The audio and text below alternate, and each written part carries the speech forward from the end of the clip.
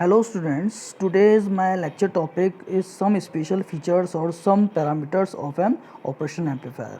So operational amplifier is basically the amplifier which is perform some mathematical operations like addition, subtraction, multiplication and generated the in amplified form. So it is called the operational amplifier. So we have used first the input parameter, that is called the input offset voltage. So in this input offset voltage, basically the DC voltage generated in the output regarding when both input terminals are in ground position. So it is basically the output DC voltage generated it is basically in zero position, but it is not in zero position due to the improper circuit variations or improper balancing of the transistor used in the operational amplifier circuit. So due to this, we have generated the some DC voltage in the output regarding the input DC voltage grounded potential of the input voltage. So it is called the input offset voltage. So for this we have used giving some differential input voltage towards the input terminals where we have generated the zero output voltage. So it is called the VIOS, input offset voltage. It is the difference, means VDC1 minus VDC2.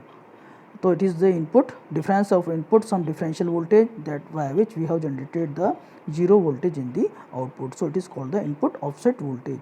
Nearly for 7 for one op amp, that is basically 6 millivolt for this regarding of this output value. So next when we got, that is called the input offset current. So input offset current, we have used the dual input differential amplifier. So in this case we have used the dual input, means we have used the two input transistors Q1 and Q2. In this regard we have given the input terminals to the base of the two transistors, and we have said that the two transistors are perfectly matched.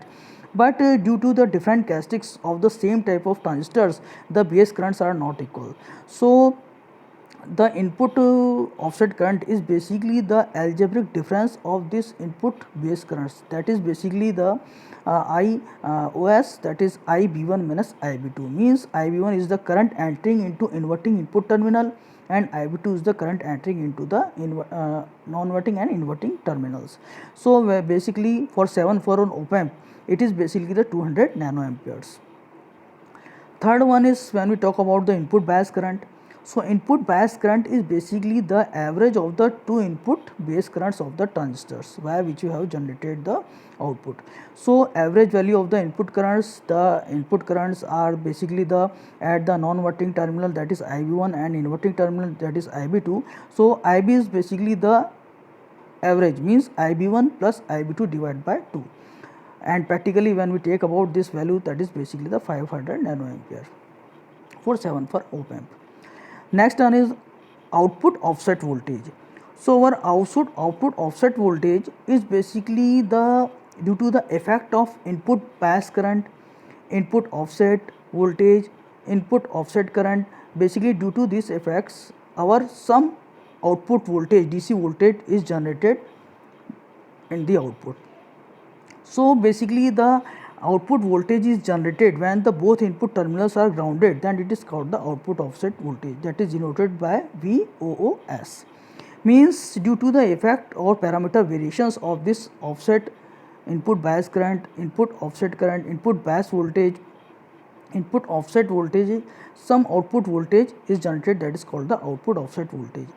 Due to when this generated output voltage, when due to the effect of the input bias current and input offset voltage, the total output voltage generated, and due to the when this voltage generated are difference in polarity, means total output voltage is very small, but when the output voltage, offset voltage generated that are in same polarity, then total output voltage is large, that is denoted by VOS, that is VO due to VIOS, means input offset current, and V0 plus V0 due to IB due to the presence of the input bias current. So it is the total output offset voltage.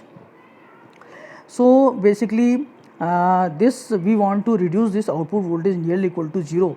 For this we have introduced some basically a compensation circuit present in the input terminals of the operation amplifier, via which we have reduced the output offset voltage nearly equal to 0. So we introduce the compensation circuit in the op-amp circuits.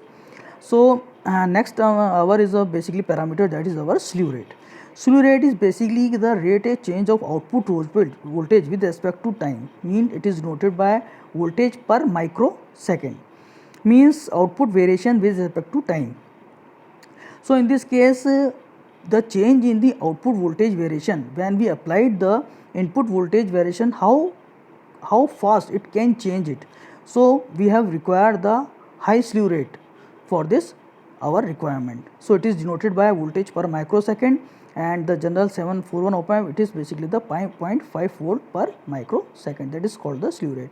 And when we find out the slew rate equation, so according to that our output voltage is Vm sin omega t, and when we differentiate it with respect to time, then dV naught by dVt.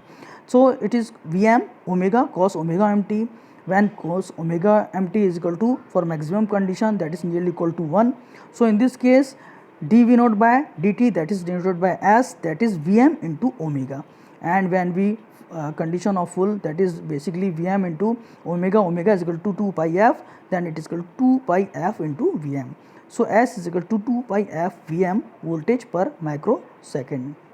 So basically it is our the slew rate equation of this op-amp.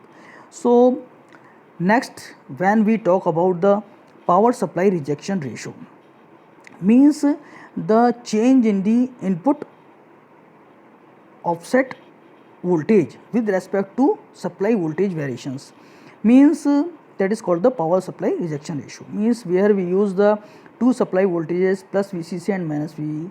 It means the change in the input offset voltage with respect to voltage supplying voltage VCC, varying supply voltage VCC, when the other supply voltage, that is VE, is constant.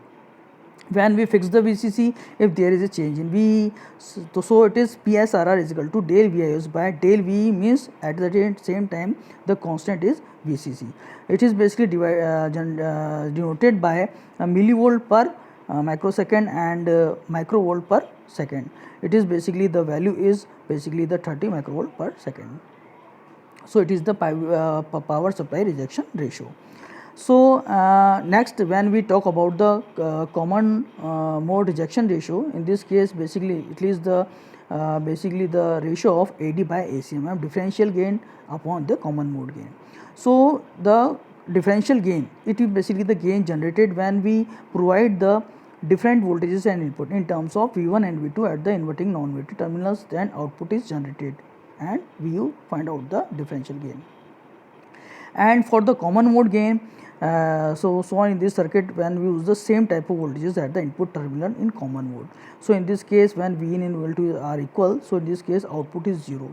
So common mode gain is 0. So when we put it, then CMMR is 1 by 0, that is infinite, means it is the infinite value, but practically it is not infinite, it is the large value, and generally for 7.4 it is basically the 90 dB, that is called the CMRR, common mode rejection ratio.